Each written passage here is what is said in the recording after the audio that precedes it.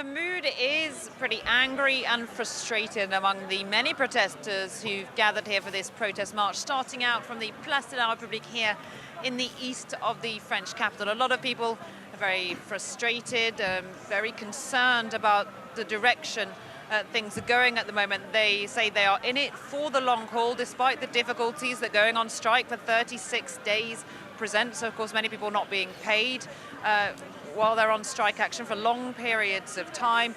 But a lot of people telling me they're not going to give in, that they're basically in a standoff for the long term with the French government and feeling pretty disillusioned with life in this country, it has to be said. One person told me they basically see no bright future in France, and this pension reform is just the tip of the iceberg. So a lot of anger, very low expectations that there's any kind of way out of this crisis on the horizon, and a lot of distrust of the French government and of the French political classes and ruling classes in general.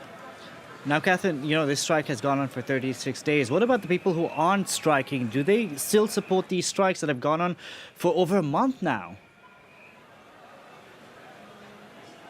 Well, there is a lot of frustration among some Parisians about the daily struggle to get in and out of work, because these strikes in Paris now, the longest in recent French history, are making it extremely difficult to get around Paris. As you'll know, if anyone who's been here, lots of metro services shut down, regional trains, buses, Eurostar services, things like that. And also today, on this day of strike action, lots of schools, creches, even some hospital workers have walked out. So people are getting frustrated with that, some in the Paris region. But when you look overall, what's really interesting is an opinion poll out just this morning showed that overall 61% of the French public still support the strike movement.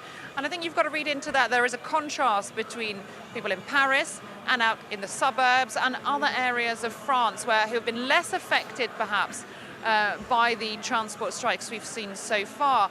Also, there's a lot of fear over what President Macron and the French government are planning to do to French pensions. People value their social security system very highly in France, and they're worried this is the thin end of the wedge and they're going to end up working longer, well, to get a retirement, to get pensions which are just simply less.